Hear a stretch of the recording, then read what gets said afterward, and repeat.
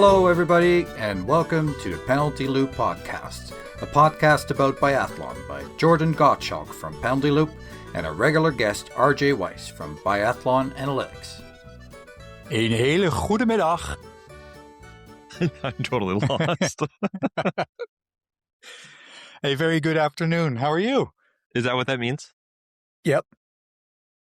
I'm not even going to try it. We'll work on that when you're here. Yeah. We're doing all right. Are you dreaming of boxes? Yeah. So it's, you can see over my shoulder, and nobody else can see this because we're not famous enough for a video podcast yet, but just a few pictures. There's much less on the walls, and the closets are full of boxes, and the realtor has been around and told us all the things we need to make pretty before we sell the house. So getting ready for the big move. Part of the reason why we haven't been recording very much is because I've been a little busy trying to, make sure that we can legally cross a international boundary and then stay there for a while. But yeah, it's been a lot. How are you doing? Yeah, I'm getting nervous for you guys. Just the sheer amount of work, and I'm celebrating my 20 years off the boat, as they say. 20 years ago, I came to Canada, and that was just for me, and it was already crazy amount of packing and, kind of stressful, and have to deal with all the administrative stuff. And you have two small kids and a wife, which I'm sure is more positive contribution than making it harder. Yeah, you try to pack something, and then suddenly that is the thing that they want to play with. They haven't seen it in 6 weeks. They haven't looked at it, but now that it's in a box, they need it. But we're doing our best. That's when we feel when I want the boys to play with something that they don't want to play with, I just say, okay, I'm going to just put it at the bottom of the stairs in a box because we're going to get rid of it. And then, it just disappears. Yeah. Any biathlon following? Instagram, at least? Instagram, plenty. I've been watching people on vacation. I saw Anna Gondler and Emilia and Claude. They went to Kenya or Tanzania. I can't remember which one. They went on safari. That looks fabulous. Fabian Claude was in the Maldives. He was somewhere gorgeous. A lot of people taking some really nice trips. I think there was an article not that long ago about the Maldives, but a group of divers that died there, cave diving, Italians. Well, I don't think it was them. Yeah. Oh. Campbell Wright and his girlfriend, whose name I have forgotten at this moment. She is Italian. It's okay. Bridget. You're forgetting. Bridget. Birgit. They went to New Zealand. Is that Italian? For quite some time. Her last name is certainly Italian. I would say it's from sounds very German. Northern Italy, right? Where all the Austrian influences. Yeah. But now the question is, does she yodel? Well, that is the question. Something we need to figure out. We'll have to find out. Well, ask Campbell. I feel a little bit weird just reaching out to her directly. If she doesn't, I'm sure she will. Yeah. I don't think he would find it so weird if I had just reached out and said, hey, does your girlfriend yodel? I think he would. She's like, yeah, I guess. I never asked. Yeah. Yeah. We'll find out. And a week later, you'll see a post about them taking a yodeling course. Yeah. And then I think we're about 1 month away from the first summer biathlon events taking place, which is kind of crazy to think about. And I know that in Europe, it certainly feels like summer now because I saw the weather and it's been mid to high 20s and into the 30s. So yeah, looks quite warm. Yeah, we've had some pretty hot days here too. But when was the last time I sent you a picture of snow? Was that was like 2 weeks ago. Was that the start of May? 2 weeks ago? Yeah. I'm sure I can scroll back through and find it, but it was really not that long ago. It was. Yeah. Yeah, that's Calgary. Snow on Saturday morning and going on a bike ride where it's almost too warm on Sunday afternoon. Hey, speaking of Calgary, one piece of news that just came across. So the Biathlon Canada just announced their national teams, and we didn't talk about this at all before we came on. It literally just happened before we started chatting. Which is I have a feeling it could be a very young team. Yeah. Well, that's one of the things I wanted to talk about was that the Canadian team is going to look very different. There have been a number of retirements. We had, I'm trying to think who was, I guess Logan was first. Yeah, so Logan was first. And then I think Halden had already decided, right? Yeah. Zach Connolly, Benita Pfeiffer, Moira Green, and Adam Reynolds.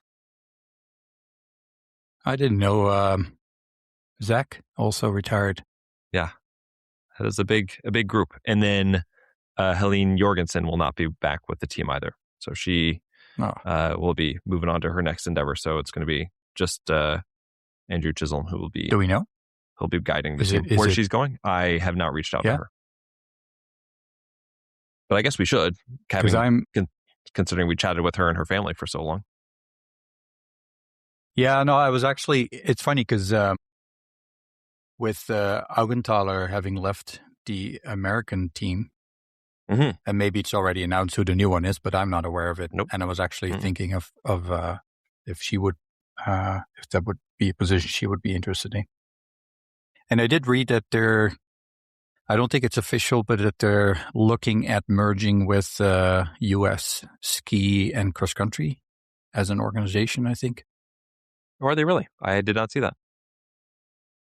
Yeah, there's a bunch of acronyms, but it's basically now, I think, Biathlon or US BA, US Biathlon is on its own kind of, although yes, they are. Assume that there's some collaborations, but it sounds like they want to bring it all under one umbrella. And I've really no idea if that means that there's more budget because you have the three together, or if it's less budget, or if it has any impact that way, and if it has any impact on the leadership. But kind of curious what drove that decision, but not sure. Yeah, I mean, from really find out. From my perspective, I think U.S. ski and snowboard has a pretty good budget. So I don't know. Again, I don't know if that's a good question. I don't know how that would work. I don't know if they would be interested in sharing that with biathlon, though. Like I can see, between cross-country skiing and biathlon, you could at least see some advantages with wax teams and that kind of thing. But, biathletes need to train skiing, so there's some overlap for sure. But yeah, it would be interesting. Well, and I have thought it was interesting that they have taken so long to release the roster and the coaching staff for US Biathlon this year. Reached out to them a few weeks ago and didn't hear back, but it's almost June. I'm sure that it is determined in some manner, but it's just kind of strange. Yeah, if you don't have a head coach, you can't really. No, of course. Like, it would be kind of weird to tell people you're on the team and then a new coach comes in. Oh, I don't think that person has a lot of potential. So, I mean, it's not that the picking is really, really deep, but compare that to the Norwegian team, where I think there was quite the uproar when Sørum and Strunsheim were not selected, and some members of the athletes that were selected also spoke out that it's probably not set and done. But I mean, it's not really shocking. I mean, you're gonna have to leave off people that could win the globe theoretically, or at least and it was an interesting or whatever, right? So interesting in two ways. So two things that I thought were curious. There was because they had, and obviously it was a different group, right? There was sort of total admin turnover, a lot of coaching turnover also, and but they kept Bakken on the roster with his heart condition, even though he couldn't compete for a couple of years. So he was kept on the training roster. The other thing I thought was interesting was Hedegaard. Einar Hedegaard. Hang on. You mean for the upcoming year? He's still in the training run? No. He was. So after he had his heart condition, yep. I was like, he was kept on the training roster for. No. Yeah. Okay. Yeah. Sorry. I saw your face and I was wondering, am I muted? Yeah. Like, am I? It's Yeah. like, what's what? going on there? Yeah. And then Einar Hedegaard, who obviously very famously has professed his passion for biathlon, but has struggled at times with the shooting. He's an excellent cross-country skier, so much so that he's able to go out and win medals at the Olympics. But anyway, so he landed on the B team, but he's got a special relationship with the A team, so he gets sort of special coaching. Well, so and also anyway, keep in mind that the B team in Norway is like no comparison to the A team in North America, or for sure. And then you had, we've seen it before, right? With was it Philip Anderson or the other brother? Philip Anderson. He got left off, and he was gone pretty quick. I also find Surum is not like, it was an unfortunate year in the sense that he was sick a lot, and especially at the start of the season. And but when you have so much to choose from, and you got to look at the data of the last season. It's not really a shock that he isn't on, but I can't say I know the details on who is on, and maybe there's others that didn't do that well, but it's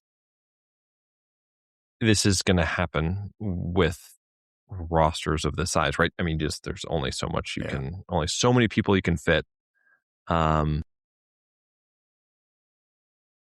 a roster. I completely understand why they are. I completely understand why they're upset. Stromsheim especially. He was the world champion just 2 years ago.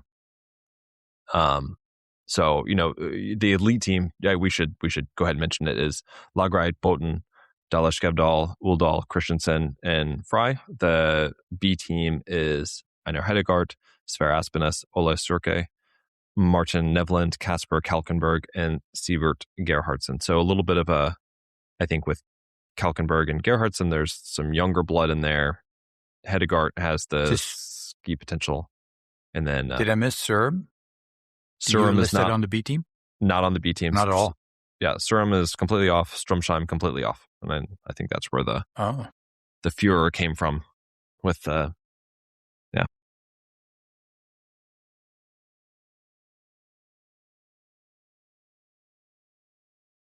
It's tough. And at the same time, apparently Ziggy is all alone and misses athletes because everybody's kind of doing their own thing. And Ziggy, Jacques off. Yeah. Well, yeah, Jacques, because apparently Jacques a lot Lange of is the off. athletes are Jacques Lange is on his bike, and then the other guys were sort of doing their own thing. And was it Perrault? Perrault is sort of, he gets a little bit of an extended break. Yeah. At least he can spend time with his family. He'll be just fine. He'll be busy enough in no time. Yeah, man, he looks quite happy to be with the French team, and who wouldn't be? I mean, he's got a ton of talent. I would like to see a picture of what's his name, the Swedish coach that became the park ranger. Jean-Marc. Yeah. I'd like to see a picture of him in front of his hut. He didn't totally retire either, so he is now going to be helping out the juniors, right? Yeah, I read something like about him. Yeah, you know how that goes. Yeah, I'm retiring, but if you need a hand, I'm still here. Yeah, I don't know if I really want to retire. Well, and I mean, Sweden is also, has a lot of wilderness, but. You have to push pretty hard to be away so far that you cannot be accessed, and should we talk about? We're kind of all over the place to start. You can tell we haven't chatted in a while, but no, I wanted to talk about changes. Caroline Knoten. Yes, who is back on the team, but Dr. J. She had her appendix operation or something? Yes. So apparently she had sort of an irritable, upset appendix for quite some time. So it sounds like, and this can happen. It's not common, but it can happen where instead of having an acute appendicitis where it just happens all at once and you're in the hospital, they take your appendix out and you're feeling better in a couple of days. It's sort of, you have these recurring bouts of inflammation in the appendix. And if you don't look at it at the right time, you're not going to see it. And it sounds like that's what was going on. And when we saw her in Oslo, she looked like she was in pain. And that would explain why. It's hard to. It's sort of, in these instances, it would feel like you just have like the worst muscle cramp, like side stitch in that area, except it doesn't really go away. And then after a couple of days, it feels better, and you're like, okay, well, I don't know what that was. I'm ready to go. So she had her appendix out. In case she's listening, Carol, we wish you all the best and good recovery. Yeah, no kidding. Yeah, but good to see that she's back on the team. She is. The 18. Yes, yeah. So she sounded like she was happy to be back with the new group. Mm-hmm. So I just wanted to run through some coaching changes, if that's okay, and just see, because we haven't really chatted about it. So the new Norwegian staff, the men's team has a couple of familiar names. Patrick Oberegger, who we all well know from the women's team, and Anders Overbay, who was the head of the B team, the IBU Cup guys. So is Oberegger taking a similar role with this that's a new very guy? Good question. Similar role to what he had with Ziggy. Yeah, just I'm going to move to the men and do the same thing. Yeah. Clearly he does something. What it is, I'm not entirely sure. I have no doubt. Like, they wouldn't hire him if he didn't, and keep him if he didn't. Yeah. But he and I think that everybody clearly likes Anders quite a bit. He's done a lot of good work with the younger guys. And then on the women's team, Sverre Roysland is moving over from the German team. That's a win-win for them. And Marta Kristoffersen is going to be joining. She was a cross-country ski coach, correct? Not sure. Yeah. But I think you've seen her before, Egil Christensen, who was the ski coach for many, many years, is sort of a free agent. And I haven't seen that he has signed on anywhere yet. Okay. No, that's not true. That's not true. He did. I think he's joining the Swedish cross-country team. Okay. Yep. And he's Norwegian? Or he's Norwegian. Yeah. Yes, correct. Win-win for the Roysland family. He kind of had to go. Diagnosis, I think Marta Roysland is pregnant, so it just makes sense that they get to stay closer to home. Is she going to be on the broadcast again? I have no idea. I'd just be curious. I'd love to hear her on there criticizing her husband's coaching. Well, I mean, that would go over really well. I think he did quite well in Germany, but their new coach, women's coach, is we've been pretty clear we really enjoy what she's doing, and I think it'll be pretty interesting to see what's going to happen there. I was going to say that. So it will be Sandra Flunger, who will be the new women's A-team head coach. And then I think Tobias Reeder, who will be staying with the men's team. But really curious to see. I mean, Sandra Flunger, I'm just really curious to see what she does with this team. She gave an interview recently where she said she was ready for a new challenge, and this is going to be it. A lot of pressure, but she's got a lot of talent to work with. Yeah, a little disappointed that I still had hope for Team Canada that she would help enter out there, but I get it. I understand. Maybe not. It's a good spot for her to be in. No, I think it is, and I mean it's a very cool group, right? You have a couple of more experienced. Where I don't even know if Proich still. It's been kind of a maybe she'll come back, maybe she won't, kind of thing. I'm expecting that she'll be back, but who knows? But then, Bryce? you know, You think so? Yeah. Oh, I don't know. She's not. If you consider that in my head, Vogt is kind of the senior athlete, the more experienced athlete on that team now. Mm-hmm. Yeah. And then, I know this sounds really bad, but Preuss feels so much older than Vogt. Not that I want her to retire by any means, and I don't know. You get that impression, but maybe that's just her expression or yeah. Yeah. I don't know. And even if she doesn't, anyway, right? It's still a good team, like with Grotjan and then Vogt. Yes. And then yeah. You have all these young girls that are Fiechner, Tannheimer, having really good results. Tannheimer, super fast, and who knows what she. Well, and I think Vogt is who I thought of first. I think that there could be a really good. I think Flunger's sort of just approach to biathlon in general could be really good for Vogt and sort of decreasing some of the pressure, just the mental aspect of that. I hope they're good at spike ball. I would love to see that. On the coach, Armin Auchenthaler, who was most recently with the U.S. team, is now going to be coaching Slovenia. Seems like a good fit. Has a lot of experience taking cross-country skiers and making them into fairly successful biathletes, and now he has the opportunity to work with Lampich, yes. Yep. Could be a lot of fun. Was it? Yeah, I thought there was some talk about him maybe going to Italy, but there was. And Switzerland as well. And he ended up in Slovenia. Pretty good team. Yeah, I'm just because Jakob Fuck he's coming back, right? Mm-hmm. Yep.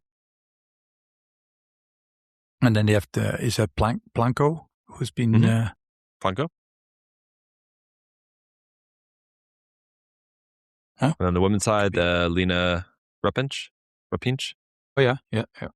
Anton Bidmar, Polona Klemencic, Menke Kasserman, Ella Sever. So there's a couple of that's good younger ones as well. That should be good. Yeah. I'm going to mispronounce this. Joni Kakkonen, the Swedish. She was the shooting coach for the Italian team.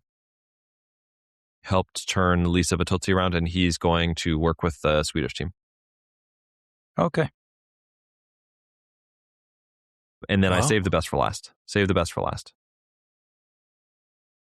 Polish team made the brilliant decision to bring back Tobias. Tobias Torgerson will be back for another 4-year spell with the Polish women. Awesome. Very happy about that. Mm-hmm. I kind of thought that was already. Anyway, regardless, congrats. Pen went to paper in mid-April to make it official. Yeah, very excited about that. Yeah, that's gonna be a fun team. And then they Euros Velipic is back as well for the Polish men, who made some pretty good strides. I think that's pretty exciting.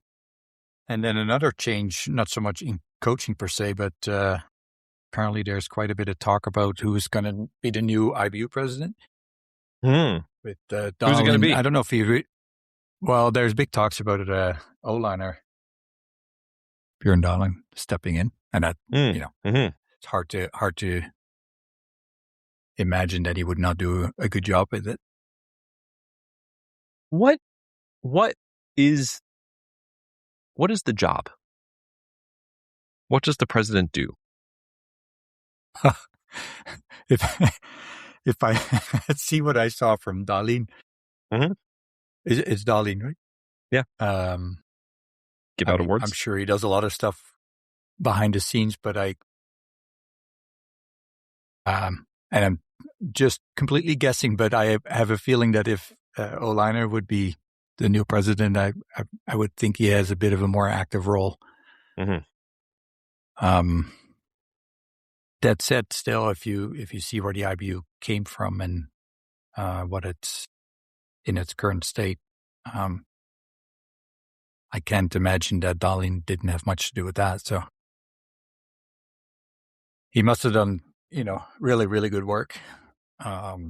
Which I think the product that exemplifies that the most is the so often talked about biathlon family.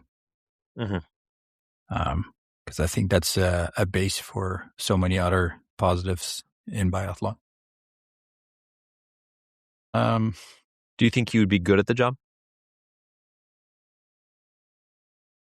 Well, I don't know how much politics are involved at that level, and I have no idea if he's good at it. But I mean, the fact that he was a coach for the Chinese team, I'm sure came with a lot of diplomatic challenges, and that's true. So in that sense, I think it's it's definitely not a Norwegian person from the Norwegian system that only worked in Norway. Like it, obviously he has worked with athletes that are in a far smaller or less developed nation in biathlon. So I think that's really positive, and I'm sure they have had some connections in other places too. And because where is his spouse is from Belarus? Belarus. Mm-hmm. Yeah. Speaking but of, I don't know. I also have no idea if there's any other candidates or like that we know the name of, or I don't even know. Is it for the upcoming season or the season after? I'll be totally honest. The role of the president of the IBU is so distant from I think the my connection to the sport that I just haven't been paying very much attention. That's honestly why I was asking, what does the president do? What would the president do? And then I'm not expecting you to answer this, that I would notice. Yeah.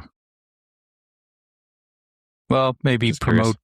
Well, indirectly, and again, I'm just 100% guessing here, but if he had a say in Max Cobb being on the board, who maybe does more promotion for people like you and me, the North American audience for biathlon. I think that's just one minor thing I could think of. But yeah, other than that, but I must admit that I asked that same question for pretty much every CEO that I'm involved with one way or another. So it's that's reasonable. I'm starting to realize how old school I am, where I always feel like as a CEO of a company, it's your job that your most valuable assets, being people, are in a environment that allows them to be the most productive, and not productive as in crunching the most hours or whatever, but productive as in being able to utilize their skills and potential and that kind of thing. And I don't really see that very often. But then again, maybe the role of a CEO is completely different and has nothing to do with staff, and they hire people to do that. Who knows? I am not CEO material. So I would not have a good answer for your question or for your statement. I have a hard time lying, so that disqualifies me right off the bat. Mm-hmm. So speaking of high level things and Belarus, the IOC has officially recommended that that Belarusian athletes be allowed to compete again. The IBU hasn't said that that's going to happen, but just it seems that is moving forward. I think we've talked about this before, but biathlon obviously is a very different sport than some of these others, so it's very different than things like figure skating, where I don't believe that very many of the figure skaters have jobs with the military. I could be wrong, and certainly figure skating doesn't involve carrying rifles with you. So I think that just plays a little bit of a different role. But we'll see how the IBU responds to that. I also think that Darlene being present at the Ukrainian national championships in April was quite a statement as well. So I think that was sort of a response without making a response on how they feel about that. But again, we'll see. We'll see what will happen. I mean, eventually, at some point in the future, Russian and Belarusian athletes will be involved in biathlon again. I just have no way of seeing that at this moment. And actually, I must say that at least in the sports worlds that I follow, I find the IBU has been very positive in the sense that they've had a pretty clear statement on the participation of Russia and Belarus. Actually, I'm not aware of that many organizations that have been as clear.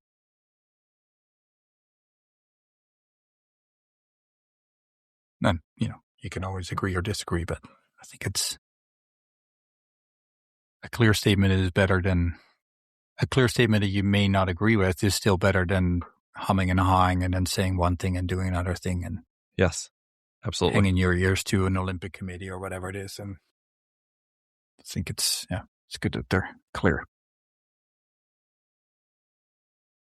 Who, if you just had to pick a name out of an invisible hat, if it's not Olander Bjørndalen as the new president, the new face of the IBU? Easy. Tobias. He knows everybody. Born for it. I think he's got another job right now, but I think he can. Well, yeah, no, and it really depends on what the role is, I suppose. But yeah, if it's a lot of social events and obviously know-how. No, I was thinking of Matthias. Matthias, yes. Yes, that'd be fabulous. But I have a feeling that he's not really someone who likes to stand in the spotlight. More of a doing the work in the background, helping others. Cool. A couple other things I wanted to mention. We were mentioning coaches. Did you follow the saga with the Austrian team in their coaching search? No. So, Wolfgang Pichler is going to be in charge of the training management for the team. He did this most recently with Bulgaria. Worked out pretty well this year. Pichler is a pretty old guy, right? Like, he's quite old. With some of the Germans, like eons ago. A long time ago, yes. Yeah. And not that long ago, but you know what I mean. I'm making myself sound very old at the moment. But yeah, he's 71. And so he's just going to stay home. He's not going to be doing a lot of traveling. And then Marcus Fischer is going to be the women's head coach, and his coach is going to be Schubert, I believe. I'm sorry, that's with what? Austria. And so what happened was Pichler was he was sort of in charge of setting up their the coaching search a little bit, and then he sort of, I guess, decided that he was going to be the best option. So sort of chose himself. Anybody who knows American politics fairly well, that's how Dick Cheney became vice president. He was put in charge of the committee for choosing who was going to be the vice president, and he chose himself. So I had a little laugh when Pichler chose himself. I was like, oh well, here we go.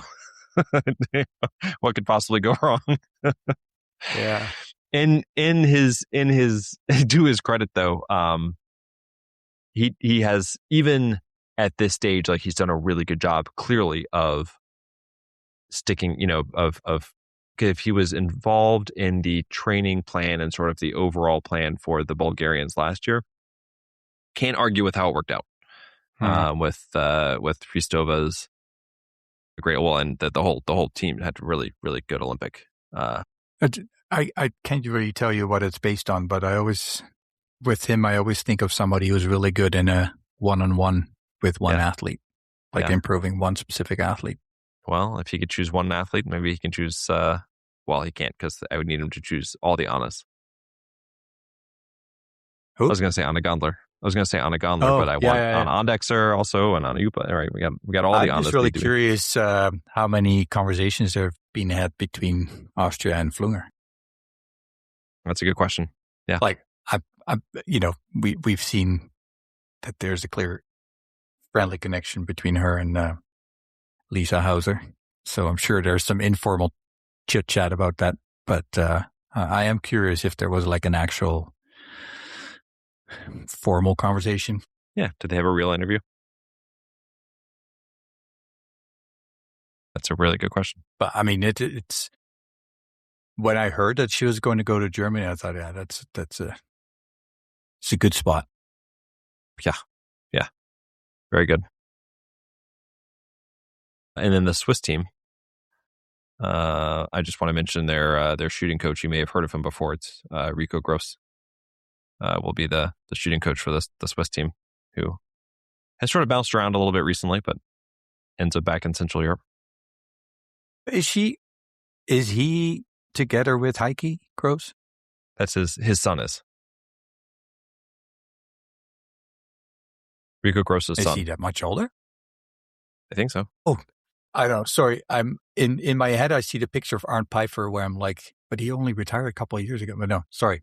Yeah, I think it goes. I get it. Yeah. Any other news that we mentioned? Oh, Jakub Stratecki is moving to cross-country skiing. He's a bit older, isn't he? 28. Been around for a while. In what way? Like, is he going to ski in the World Cup, or is he going to do the marathons in one of the commercial teams? Or going to the World Cup?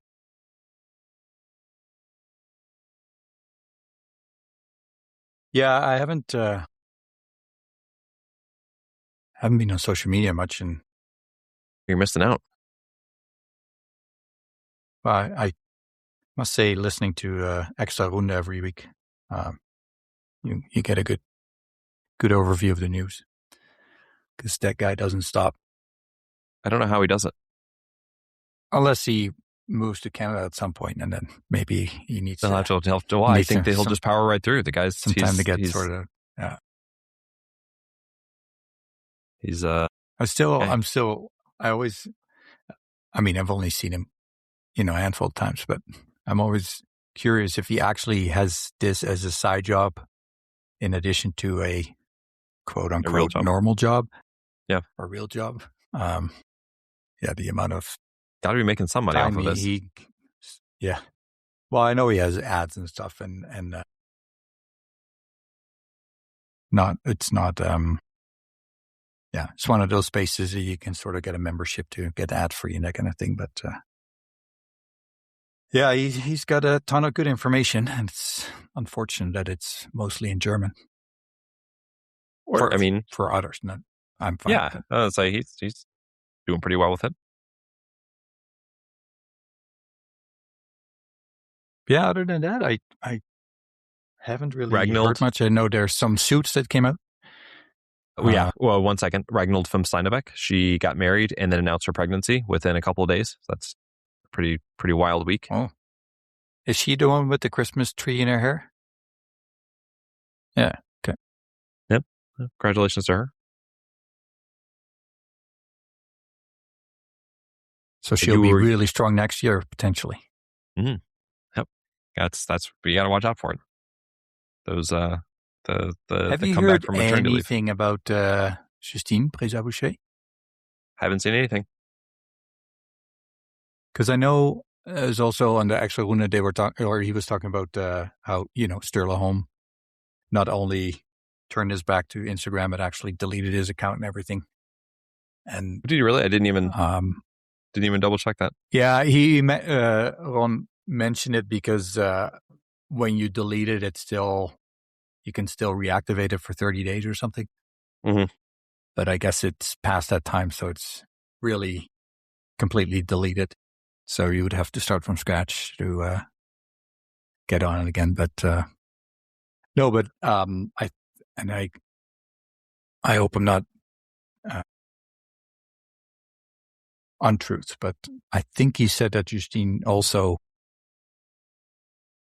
took a step back from social media, maybe not to the point that she deleted everything, but more like a inactive status.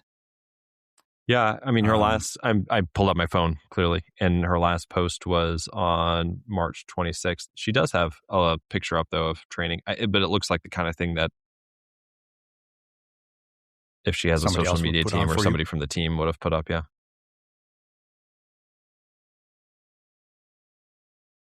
I'll tell you what, I think that's a great idea. I think that there's no reason to hang around and read all the crap that comes through. Yeah, and I mean, I instantly think of Vogt again. Well, like I don't know how much of a revenue they get out of. I mean, let's be honest. 98% of the biathletes can always do with a bit more money for after their careers. So if there's good money to be made on Instagram, I have no idea, but I could see why it's tempting to stay on, but yeah, when it gets to the point that there's so much negativity as Vogt experienced. Well, I Vogt and Lou. Yeah, and so many others. Yeah. They're all. It's unfortunate that people. The internet is great for so many things. It's unfortunate that people use it to just say mean, like use it as another avenue to say mean things to people. It's almost real life, right? Yeah. It's a minority that kind of ruins, maybe not ruins, but definitely. No, you're totally right. In a very positive way. Yep. Can we talk about some positive people real quick?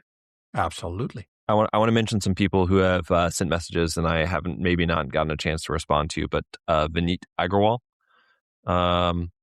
and Felix Grivendal, Swedish name. I butchered that, I'm sure. Peter Charland, thank you. I just appreciate everybody sending a message, and Emil Hartveit, he checked in last month as well. So I appreciate everybody, even if I don't get back to you right away. Thank you for just, I appreciate everyone just saying hi. So what's your upcoming moving schedule? We have a house showing this weekend. We have an open house on Sunday, and I assume there'll be some other showings, so we'll be out of the house a lot, just kind of running around, hoping the kids don't have a meltdown because they're running around and it's 800 degrees outside. And last day of work is going to be July 10th, and starting the drive in pieces. It'll be a long drive. Well, we'll take it in chunks on August 1st or thereabouts, sometime in that range. Very cool. It is a lot. It's a lot to think about. And are you flying stuff over then? We have movers. Yeah, movers are going to pack up most of the stuff and move in one of the cars, and then it'll just be us for, in our car and the more spacious vehicle. I've officially asked my coach Robin to keep an eye out for new or people trying to get rid of their rifles. Yeah, or maybe I'm going to go to Project LP and have one built. No kidding. I just saw an announcement that he has a collaboration now with the BATC. Does he really? The official stock provider for. Nice. Yeah. All right, Logan. And I'm trying to stay away from his website because every time I go on there, I'm like, I need to. I want to see one. Some money. Yeah.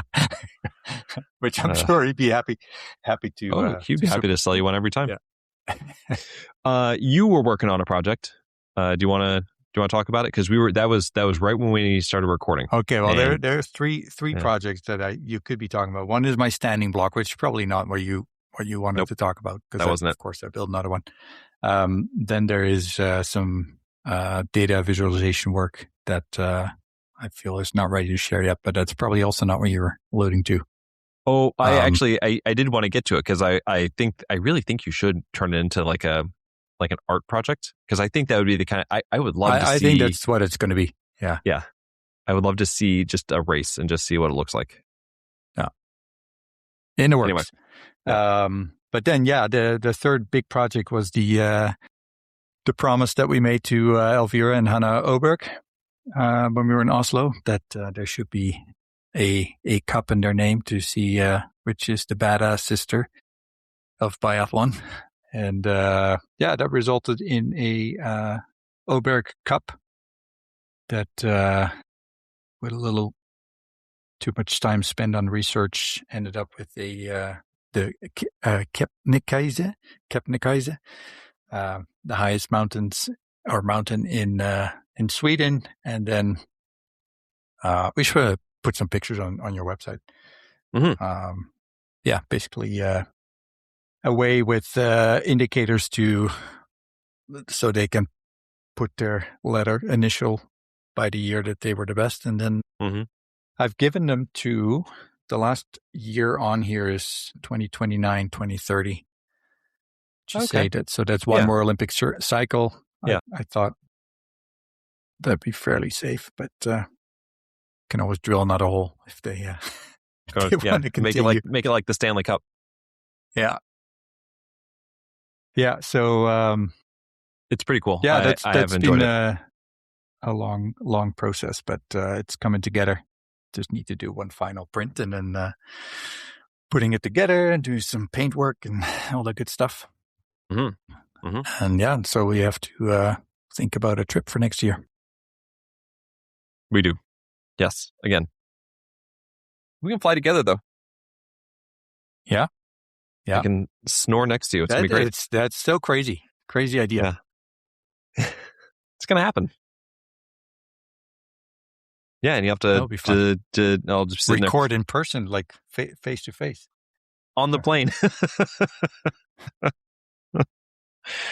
Yeah, a bunch of engine noise in the background. People will hate us. No, I know what you meant though for the rest of the season. Yeah. So I've got a project I'm working on right now. That I'm actually making some progress on. Let me guess. It started really small. It didn't seem as hard when I started it. Didn't seem as hard when I started it. So I wanted to find who had the single best season for men and for women. And so I have been collecting, just looking at different things. So started with the men, and I'll get to the women next. But you are completely correct, because I was like, I'll look at these 5 things. I was like, no, I really should include these other things too. And then I should really include these other things. And it's gotten a little out of hand. I was looking at only people who won the overall, but then I realized that there were some people who had really, really good seasons. They just didn't win. They just got really close. So I feel like, well, I need to include them too. So going back and including a few more. But that doesn't really, well, I guess it defines on what a best season is. But if you became second, then you cannot be the best because there was one person better. Yeah, but if you had fewer races, maybe. Well, fewer races, but also if you statistically had a better season than somebody in another year, but and they won in that year, it'll make sense when I put it out there. But I'm hoping. So, what is your verdict between Eric Poirot and Sturla in the last season? Because you can't, it's different number of races. Had a better season. Do you include Olympic races in that, or is it just strictly the IBU season? No, the whole thing. Every race he ran. Did you? Anyway, so that's going. And are you also going to do a best trimester? Don't. Well, I will now. Yeah. That's a really good idea, but because I would measure like a peak. So I can't see this, but I could just see the idea. Yeah, bubbles bursting over his head. Yeah, it's a problem. I planted a seed. My goal is at least for the season to have that done by like November-ish, so I can post it in the lead up to the season.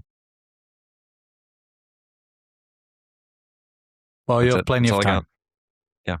Well, the problem is that it seems like plenty of time, but then I have to remember that there's about 2 months there where I'm probably not going to get a whole lot done on it. You think? When do you get a key to the new house?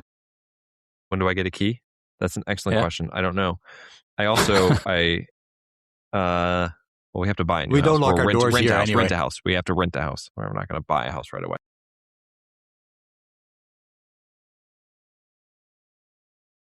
Yeah, maybe we'll start recording on Monday nights on our drive to Canmore and back. That would actually be great. It would have to be like a supplement. We'll do our regular Sunday nights, but then we'll add in this, and it'll we'll just put record on the beginning of our conversations. Yeah, exactly. Yeah. Although it might be just a snoring session, taking turns every week. That's okay too. Yeah. All right. I think we've both there's a snoring session right now, and it's everybody listening to us. But I do want to thank people for their continued listening, and I know we've had a bit of a gap, which we have a very good reason for, but we're not going anywhere.